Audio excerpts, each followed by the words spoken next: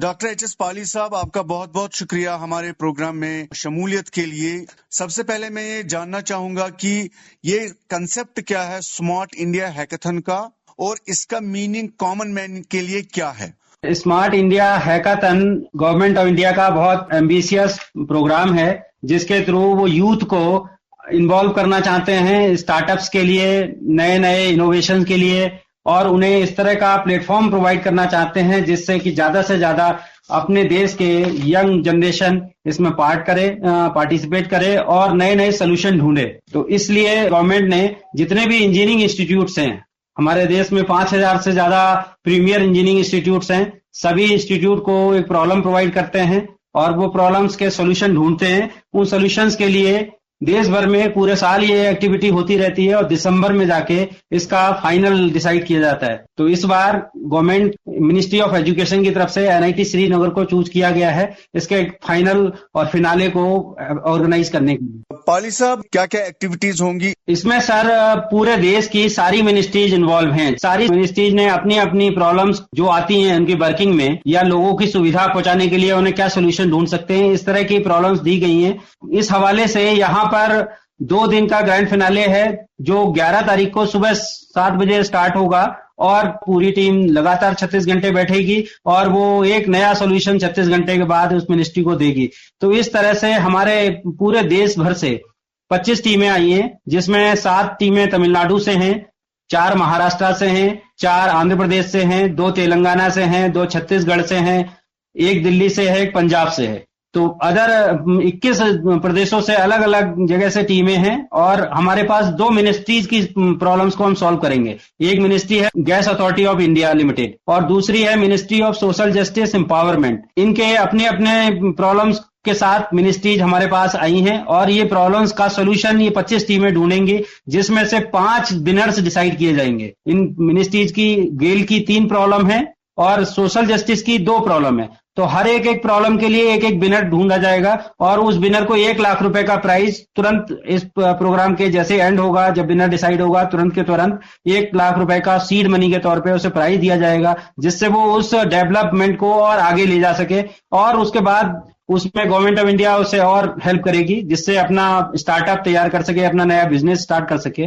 और लोगों की और हेल्प कर सके। एनआईटी श्रीनगर का कितना इन्वॉल्वमेंट है वहाँ आपके स्टूडेंट्स का? आपके जो इंजीनियरिंग स्टूडेंट्स हैं, डिफरेंट फैकल्टीज से हैं, फैकल्टी मेंबर्स हैं और स्टूडेंट्स हैं, उनका इस हैकाथन में किस तरह का रोल आपने इसको इंटीग्रेट किया है? जी, पिछले 1 महीने से हम इसके लिए काफी अच्छे लेवल पे तैयारी कर रहे हैं, क्योंकि आपको मालूम ही है श्रीनगर में टेम्परेचर इस समय 0 डिग्री के आसपास है और जितनी टीमें मैंने बताई आपको वो देश के अलग अलग कोने से आ रही हैं, ज्यादातर साउथ इंडिया से हैं जिन्होंने कभी ठंड का अनुभव तक नहीं किया होता है। अब इस मौसम में उनके लाने के लिए, उनको रुकने के लिए, उनको इस तरह का प्लेटफॉर्म सॉफ्टवेयर से रिलेटेड हो या रहने से रिलेटेड हो, खाने पीने से रिलेटेड, तो इस तरह की हमने व्यवस्थाएं की हैं। हालांकि यहाँ पे हमारा फाइनल एग्जाम भी चल रहा है और एनआईटी श्रीनगर के अंदर 4,000 से ज्यादा बच्चे हैं, तो उसके साथ में रहते हुए हम टीमों की व्यवस्था की है। तो काफी दिन हमें लगे हैं इसमें, हमारे एनआईटी श्रीनगर की सारी फैकल्टी लगी है, खासकर हमारे इंस्टीट्यूट के डायरेक्टर, उनका बहुत सपोर्ट रहा। जितने डीन्स हैं, dean student welfare, dean faculty welfare, इन्होंने दिन रात करके पिछले 10-15 दिन से लगातार तैयारी कर रहे हैं। ऑफिशिएटिंग डायरेक्टर यहाँ पे रुई नाज हैं और प्रोफेसर अतीकुर रहमान रजिस्ट्रार साहब हैं, उनका बड़ा सहयोग रहा है जिस वजह से हम ये व्यवस्था कर पाए। आज सारे पूरे देश भर से हमारे पास 25 टीमें पहुंच गई हैं और मिनिस्ट्री से सेक्रेटरी लेवल के और उनके जजेज यहाँ पे पहुंच गए हैं।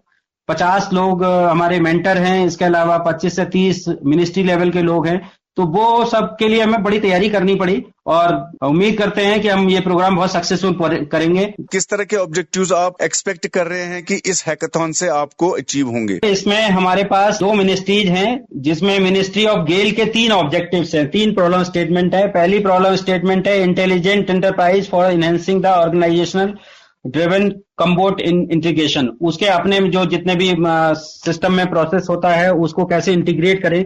दूसरा है development of geo location based attendance tracking, industry में काम करते हैं उनका जियो लोकेशन बेस्ड कैसे अटेंडेंस हो कि मैनुअल इंटरेक्शन खत्म ही हो जाए और सारा रिकॉर्ड रख पाए।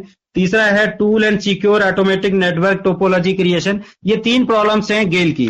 इसके अलावा सोशल जस्टिस की 2 प्रॉब्लम है। सोशल जस्टिस में मतलब हमारे समाज में किस तरह की प्रॉब्लम्स आती हैं उनको देखते हुए एक प्रॉब्लम है monitoring the classroom sessions for the skill training program, कि लोगों को अच्छे से अच्छे पढ़ाया जाए, उन्हें समझ में आए, उसके लिए एक प्रॉब्लम कर रहे हैं।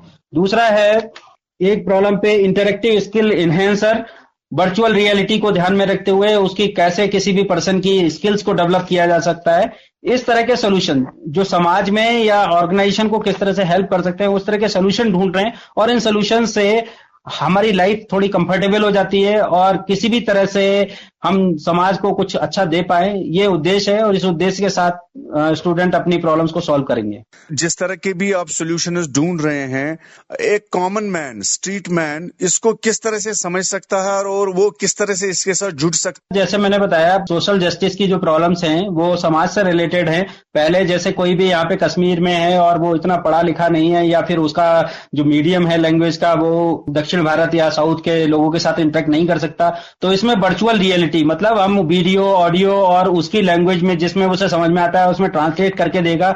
वो जिस तरह से बोलेगा, दूसरी तरफ जो दूसरी लैंग्वेज वाला है वो उसे अपनी लैंग्वेज में सुनाई देगा। इस तरह का एक सोल्यूशन है, तो वो अपनी प्रॉब्लम्स को बिना किसी लैंग्वेज बैरियर के समझा सकता है सामने वालों को। इस तरह का सोल्यूशन ढूंढ के देना, ये एक उद्देश्य है सोशल जस्टिस का। दूसरे कुछ स्पेशली एबल्ड पर्सन्स हैं, उनको हियरिंग से रिलेटेड हो या फिर उनका और किसी भी तरह का कोई इशू हो, उन सबको कैसे समाज में इक्वल अपॉर्चुनिटी प्रोवाइड कर सके, उसके लिए सोल्यूशन ढूंढ रहे हैं। आज की डेट में देख रहे हैं आप, ऐप बेस्ड जो सर्विसेज हैं ये सब हैकाथन की देन है, तो इस तरह के सॉल्यूशंस हैकाथन से ही निकल के आते हैं, और इस हैकाथन का भी यही उद्देश्य है। It is being said that is a flag initiative of the ministry of education.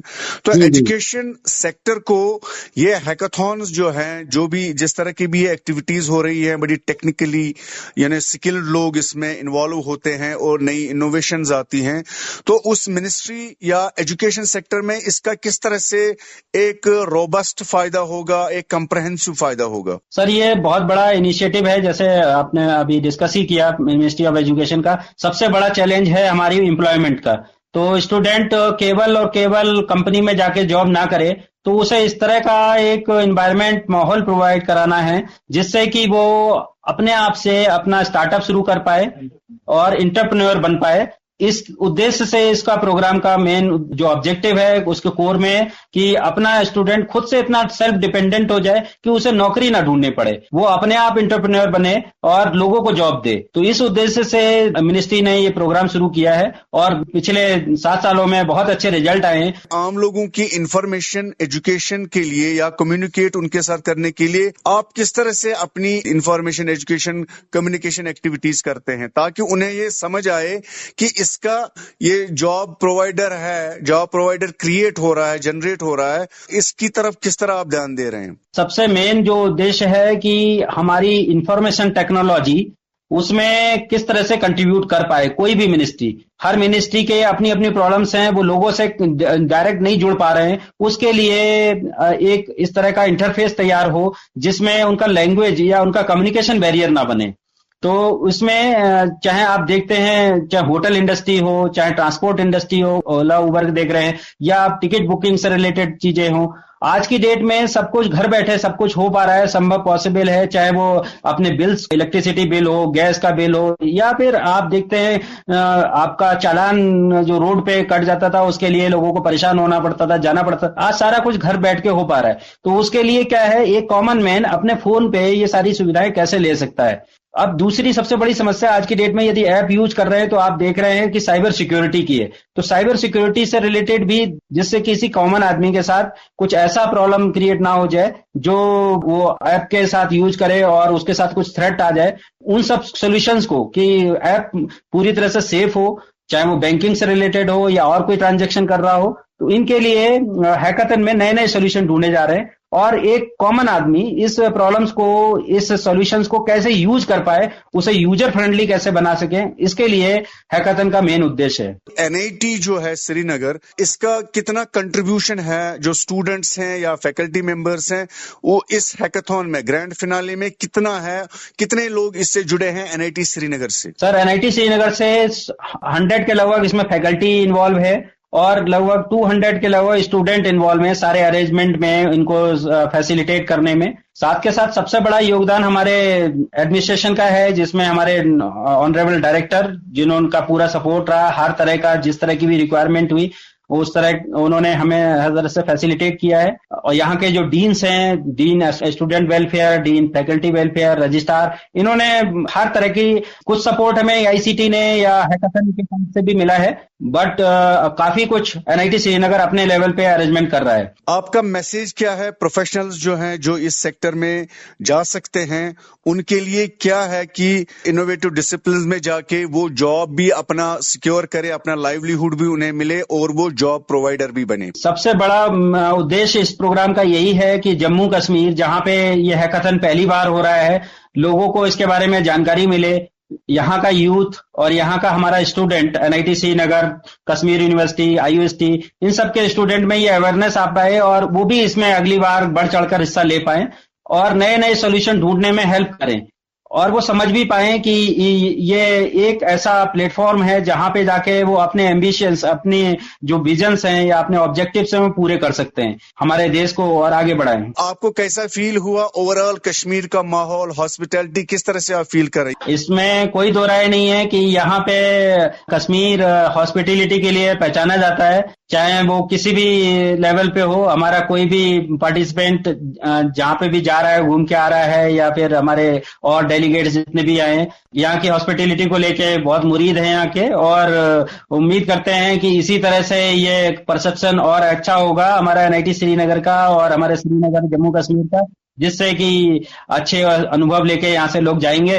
Doctor HS. पाली साहब, हमारे जो लिसनर हैं वो इससे बहुत मुस्तफीद होंगे, उनको बहुत फायदा होगा और हमारी यंगर जनरेशन जो है वो इसमें बढ़ चढ़कर आगे हिस्सा लेंगी। आपका बहुत बहुत शुक्रिया।